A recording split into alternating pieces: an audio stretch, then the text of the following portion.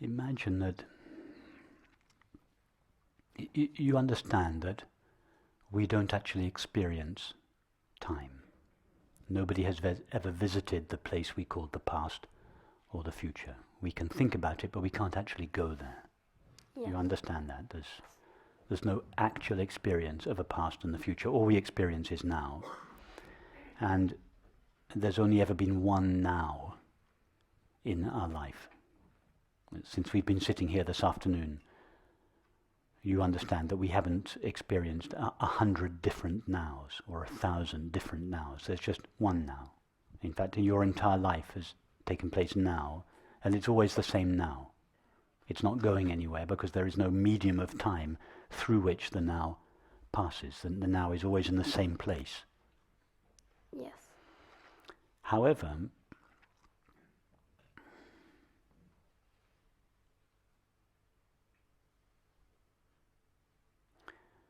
when looked at through the prism of a human mind, this eternal or ever-present now, by eternal I don't mean everlasting in time, I mean ever-present now. This eternal now, this ever-present now, this now, not some extraordinary now, but this now, the now that each of us is experiencing, the only now that anyone has ever experienced.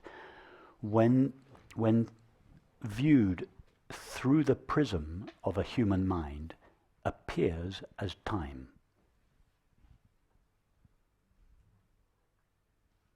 In other words, dimensionless consciousness, the eternal here and now, when it is viewed through a human mind, it appears as time and space. In other words, a human mind spreads out eternity and makes it look like time. Or thought, to be more accurate, thought spreads out eternity and makes it look like time, and perception spreads out infinity and makes it look like space. So time and space are not qualities, inherent qualities of reality. Reality is made of dimensionless consciousness, but that reality assumes the form of mind and sees itself according to the limitations of the mind through which it perceives, in this case, a human mind. So,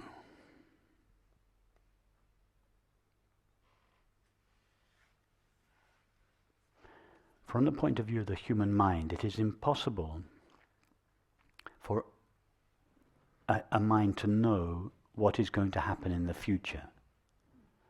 Because from its point of view, the future is absolutely non-existent. That's from the point of view of a human mind. Yeah? But take the point of view of eternity to the extent that we can. We cannot really think of eternity because everything we think of is filtered through the limitations of our mind. But try to imagine the eternal dimensionless now. It's not even a moment called now, because even a moment is something in time. That try to imagine, try to feel, don't try to imagine it, try to feel that this now has no size at all. It's smaller than a point, and yet it is that in which our experience takes place. It's not in time. So from this point of view, experience is not spread out sequentially, one after another. It is more like it's all stacked up in series on top of one another. And therefore, although from the point of view of the mind it is impossible to know something that's going to happen in the future, from the point of view of eternity, future events don't really take place in the future because there is no future. But our minds cannot think of that. Our minds cannot understand that. You've heard me describe before an analogy, which is not a very complete analogy, but it's the analogy of a novel. Yes. Which a novel which describes somebody's life. So the novel takes place over a period of 100 years, but the entire content of that person's life is simultaneously present in the novel. But the mind cannot access all that information in one moment. It has to read the novel page by page. So although the story is, all of the story is complete in every moment, the mind accesses the story in time. The mind superimposes its own limitations on the novel and makes it appear that the novel takes place in time. It doesn't. The novel it's all there in every moment.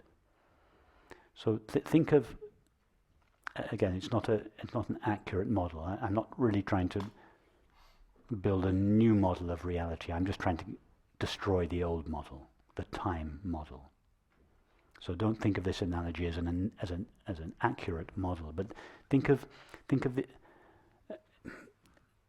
all events stacked up on top of one another, not spread out in sequence. So what's going to happen in 5 minutes is happening now? Exactly. So it's what we call time is all happening right now. Yes. So there's an infinite amount of things that's happening right now. And from our point of view, some of those things will happen later. Exactly. But they're all happening now. Yes. And due to the structure of each of our minds, we cannot see all those things. We can only access experience thought by thought. It's not possible to have more than one thought at a time.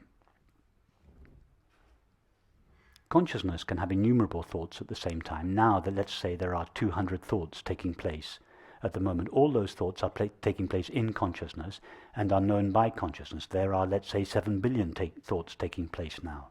All those thoughts are taking place in the same consciousness, and that consciousness has no dimensions. So they're all taking place at the same place, at the same time. That's from consciousness's point of view. However, our minds, our puny little finite minds, cannot experience 2 thoughts at the same time, let alone 7 billion thoughts. So, in fact, there aren't such things as 7 billion minds.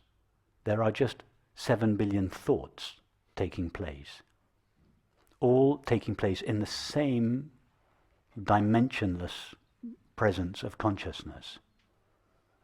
But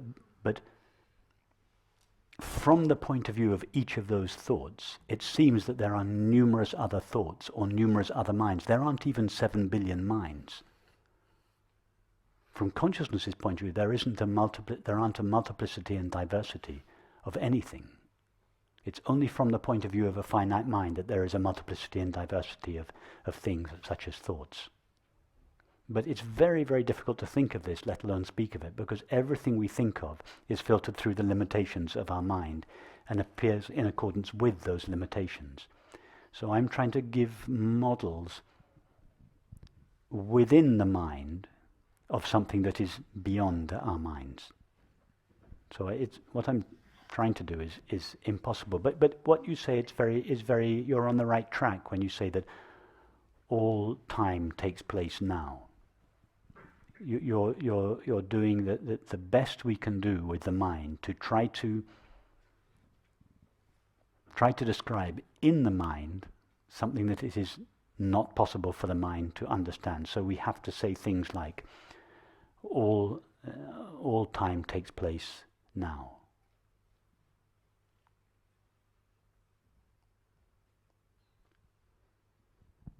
Thank you.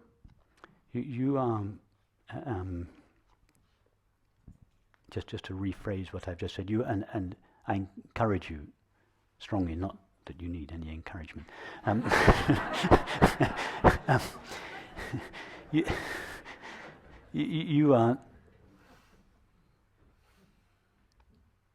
You are trying to understand with your mind. We are all trying to do this.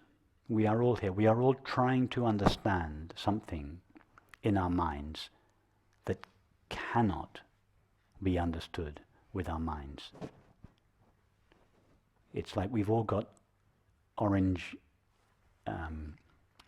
sunshades on, and we're trying desperately to see the white snow. It's not possible. You cannot see the white snow as long as you're wearing orange sunglasses. The orange sunglasses, the sunglasses are the limitations of our mind, space and time.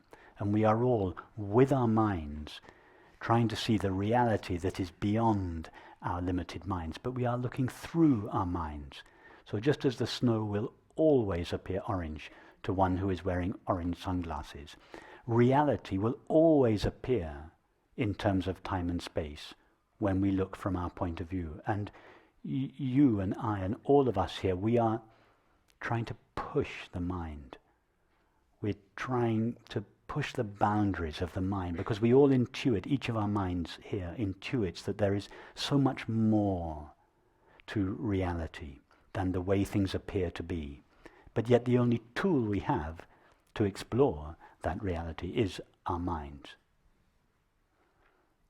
So that is why the highest endeavor that a mind can embark on is to investigate the nature of the knowing with which it knows its knowledge and experience.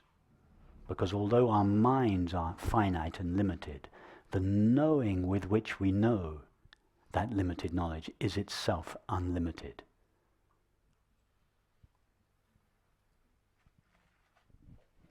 I really wish I could take the goggles off. But you can take the goggles off. And you do take the goggles off every time you fall asleep at night. You take the goggles off. You take the activity of the mind off. But what happens then? You enter eternity, and there's no world there to be investigated.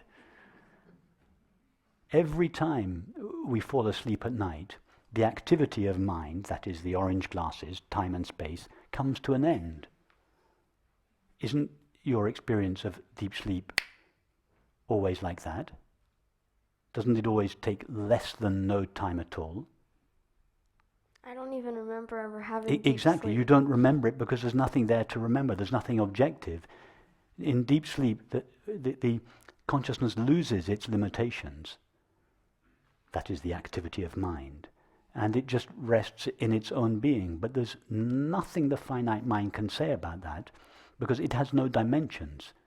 It's dimensionless. It's eternity. So when you say, I wish I could see the world without the orange sunglasses. Without the orange sunglasses, there is no world. It's all white snow.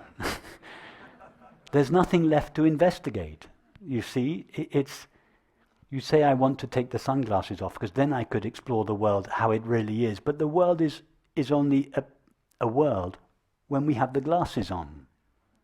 When we take the glasses off, it's just God's infinite, dimensionless, eternal being.